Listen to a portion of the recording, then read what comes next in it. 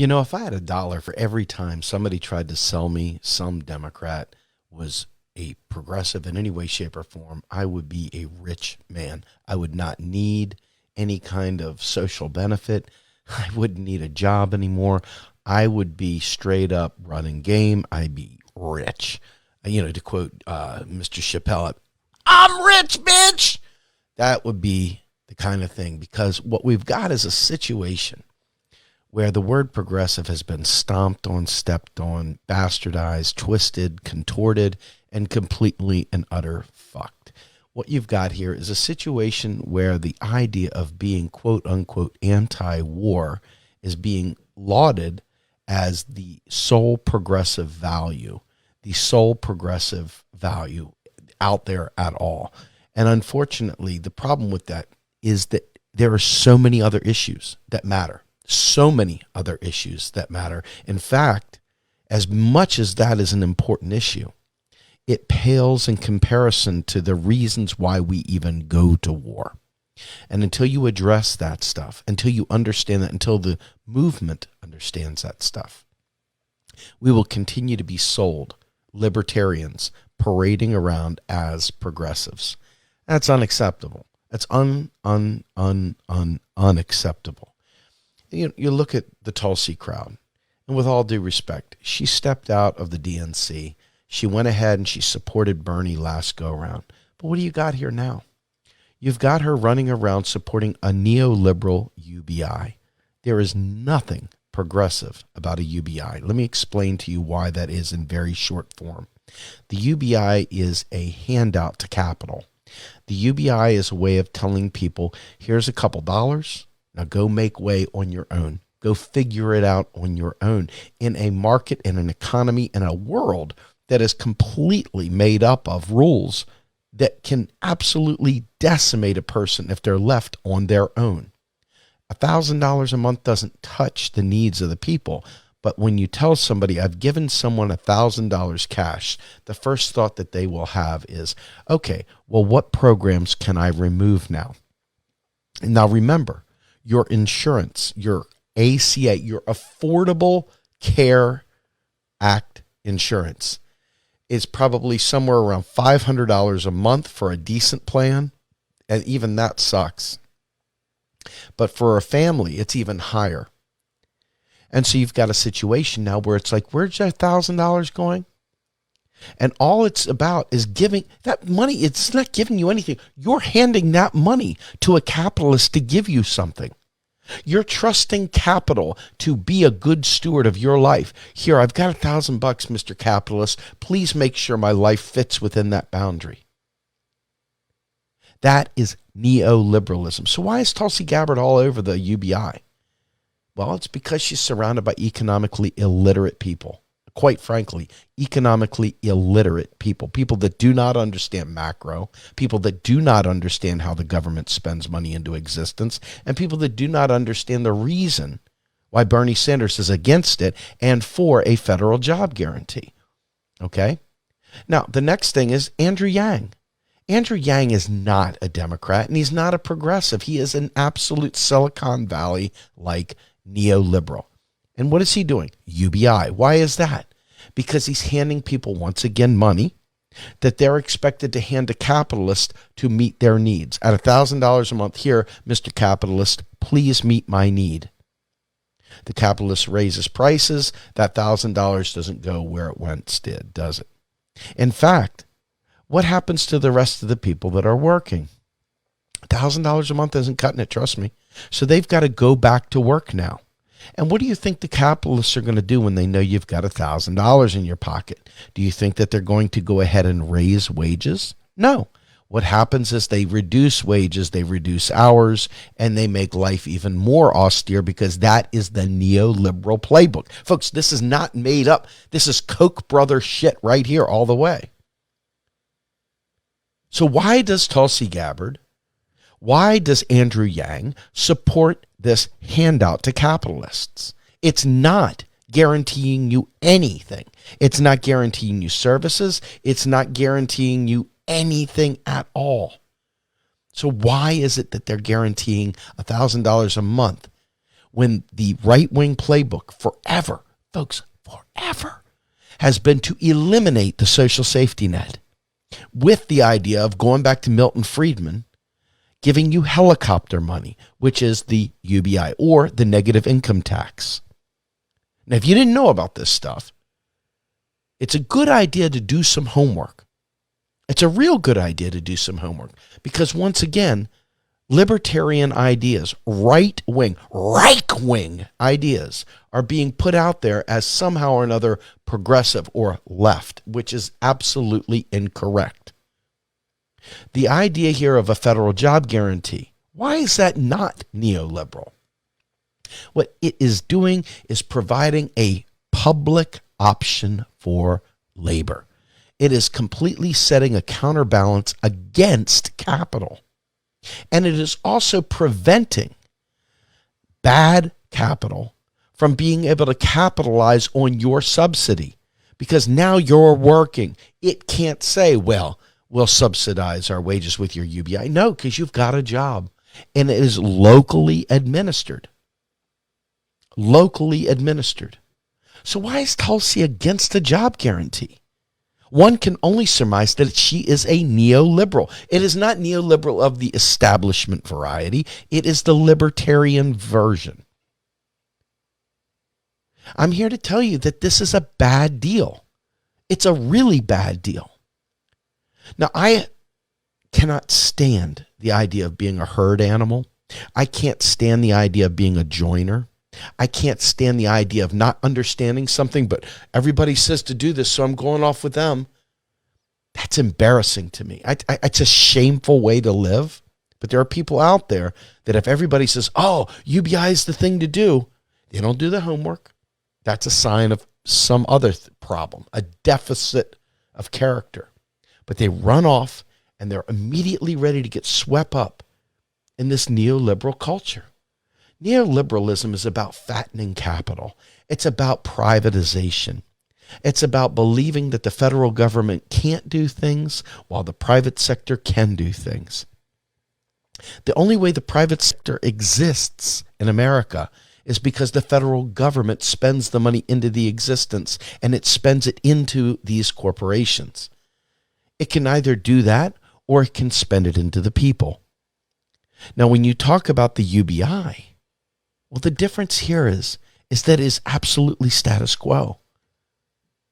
This is a big deal. This is a really big deal because I'm watching people that I once thought very highly of, that I had deep affinity for, and I'm watching them take a dump on a Green New Deal. I'm watching them drop a deuce on public spending. I'm watching them drop the proverbial turd on progress. Because they don't know any better. Because they've got swept up in the herd mentality and they think they're woke. This is the worst part of it. They actually think they're woke. But they couldn't econ their way out of a paper bag. But they think they're woke. Now, I don't want to be angry because these are supposed to be our fellow travelers. They're supposed to be part of our movement, part of the ability to flip the switch and change the system. Well, there is absolutely nothing system changing by giving people $1,000. You're literally leaving capital exactly where it is, and you're allowing it to poach labor while subsidizing shit wages. Think about what I'm saying. I'm not making this up. It makes me fucking rage when somebody comes and pushes back like I don't know what I'm talking about, and they haven't done their homework. When I find out they haven't done their homework, it depends on the time of day, I guess. I sometimes will walk away, but other times I just break out a scalpel and carve them up because there's nothing more shameful than having beliefs but not doing the homework. Because so much is at stake right here, right now, today. To have firmly held beliefs that are founded in bullshit is unacceptable. We're all counting on each other. We're all in this boat together. And climate change ain't negotiating. All these important things going on right now in society that depend on each one of us doing our due diligence and learning and not being a frickin' herd animal. not just driving off the cliff because our homies think it's cool to do so. I often think to myself, I used to be a Republican, so I know these talking points. I used to be a Libertarian, so I know those talking points too. I'm not coming at this as some Democrat. Fuck that. I'm coming at this as somebody who really, truly understands what the libertarian mindset is, as somebody who understands what the talking points have always been and what the point of a UBI is, because they don't believe government can solve anything. Well, government is you and I. But here's the thing. When they say government can't do anything, but yet they go to the government asking for a UBI, think about how hypocritical and ridiculous that is. Think about how absolutely vapid and vacuous that is. The government can either give you money, or it can give you a federal job that your community friends help administer. I want you to think about it for a minute. A living wage at a job guarantee that prevents capitalists from being predatory. You have to actually meet or beat the actual federal job guarantee wage and benefit package to hire people out of that. It means it lifts all wages, because they can't just hire you for shit wage like they could with the UBI. I want you to think about this really long and hard. Andrew Yang has even come out and admitted that his UBI is intended to subsidize shit wages. That is neoliberalism. Do you understand? Neoliberalism is not just, I'm an establishment Democrat. That's not what the word neoliberal means. And it's time we understood it, because it's a very important word.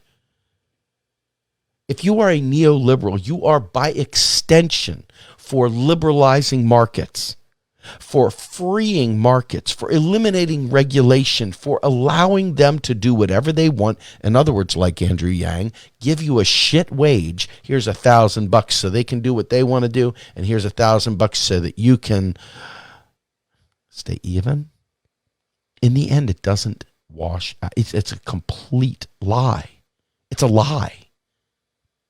That's the worst part of it. It is a lie. And let me take it another step further. If you believe we need a UBI, then why in the world do people think that Social Security is going to be cut? Why do they keep wanting to privatize Social Security?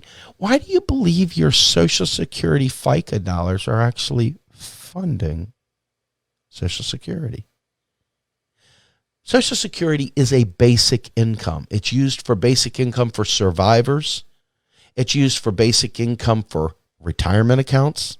It's used for basic income for various forms of disability. It's used for a host of things. So we already have a basic income in America right now, today.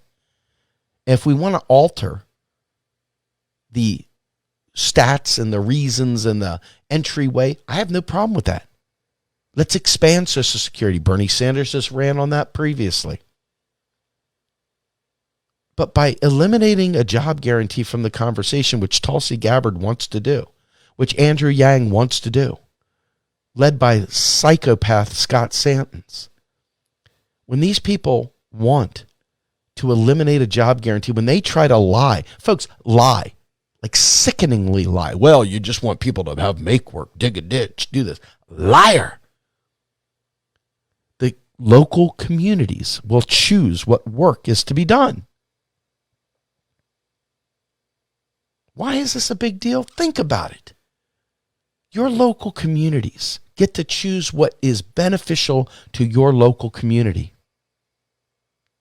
It's not what's profitable for the man. And the government will pay a living wage with benefits.